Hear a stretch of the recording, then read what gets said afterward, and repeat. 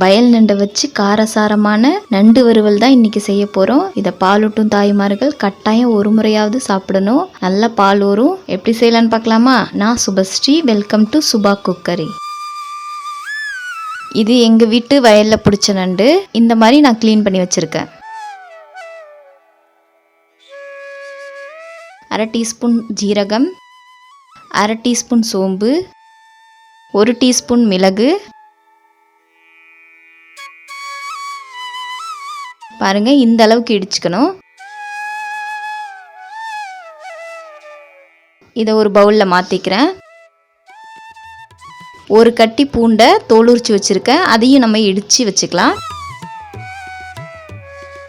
பாருங்க, இந்த அளவுக்கு இடித்து வச்சுக்கணும். இதை ஒரு தட்டில் எடுத்து வச்சுக்கலாம்.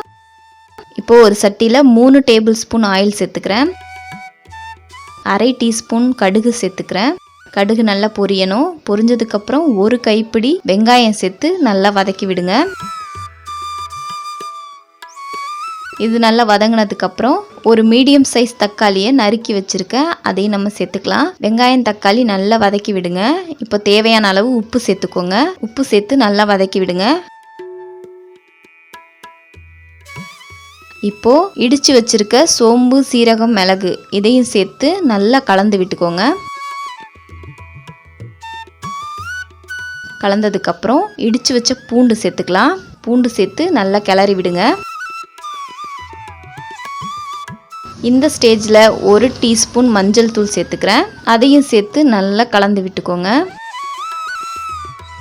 இப்போ எல்லாம் நல்லா கலந்ததுக்கப்புறம் நம்ம க்ளீன் பண்ணி வச்சுருக்க நண்டை நம்ம சேர்த்துக்கலாம். சேர்த்து நல்லா கிளறி விடுங்க.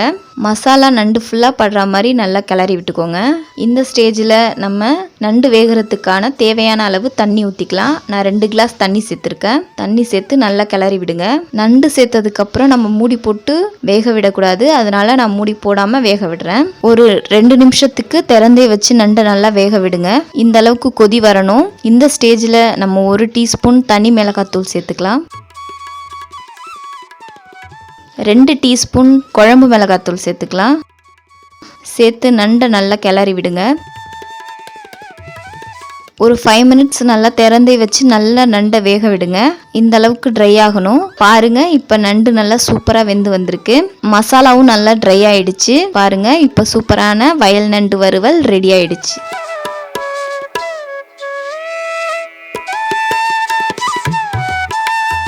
உங்கள் சைடில் வயல் நண்டு கிடச்சிதுன்னா கட்டாயம் ஒரு முறை இது மாதிரி செஞ்சு பாருங்கள். இப்போ காரசாரமான நண்டு வறுவல் ரெடி ஆகிடுச்சு. உங்களுக்கு இந்த வீடியோ பிடிச்சிருந்ததுன்னா சுபா குக்கரி சேனலை சப்ஸ்கிரைப் பண்ணுங்கள், லைக் பண்ணுங்கள், ஷேர் பண்ணுங்கள். அடுத்த வீடியோவில் சந்திக்கிறேன். நன்றி.